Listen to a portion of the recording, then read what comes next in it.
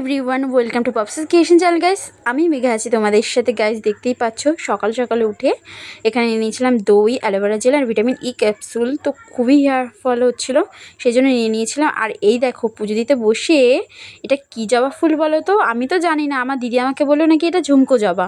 সত্যিই কি তাই? যদি জেনে থাকো তাহলে ভিডিওতে অবশ্যই কমেন্ট করে জানিয়ে বলো এটা কি। তো এখানে আমার সকালে উঠে যেটা কাজ থাকে, স্নান টান করে উঠে দিয়ে প্রথমেই আমার গপুকে খেতে দিয়ে দেওয়া। তো এখানে দেখো আমার গপুকে কেমন লাগছে, তোমরা অবশ্যই সববারের মতো এবারেও কমেন্ট করে জানিয়ে দিও।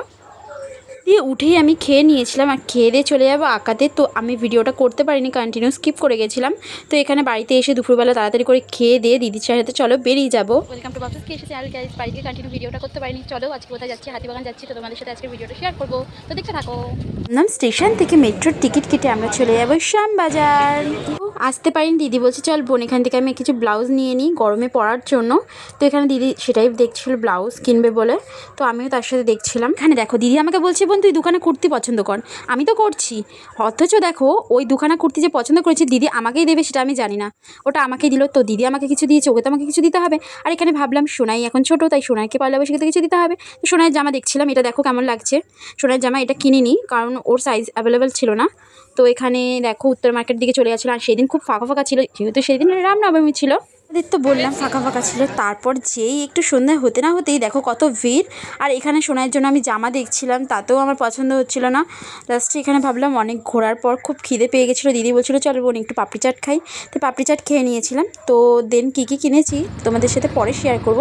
তো এখানে অটো করে বাড়ি চলে এসেছিলাম। আর এইখানে দেখো সোনাই দেখো আমাদের হাতে জিনিস দেখে কত এক্সাইটমেন্ট রয়েছে ওর মনে। দেখতে পাচ্ছ এই জামাটা জিজুর হাতে, এই জামাটা আমি আর দিদি মিলে দিয়েছিলাম। মানে এই জামাটা না, এটাও, তার সাথে একটা ছিল মিডি, এক এক করে দেখানো হয়। আর এটা দেখো আমার দিদি কিনেছিল সোনাইয়ের জন্য।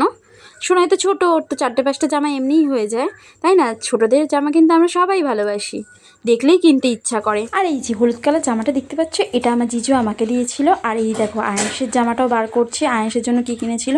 আর এই মিডিটা দেখে সোনাই তো ভীষণ খুশি, আর মিডিটা ধরে নিয়ে পরেও নিয়েছে। ছোটো মিমি বড় মিমি দিয়েছে, বলছে ওর মিডিটা খুবই পছন্দ হয়েছে। আর আয়েশের জামাটা যে দেখে নিলেই, তার সাথে এখানে আমার প্যান্ট, এই যে বাবার ফতুয়া, আর এখানে ছোটদির জামা।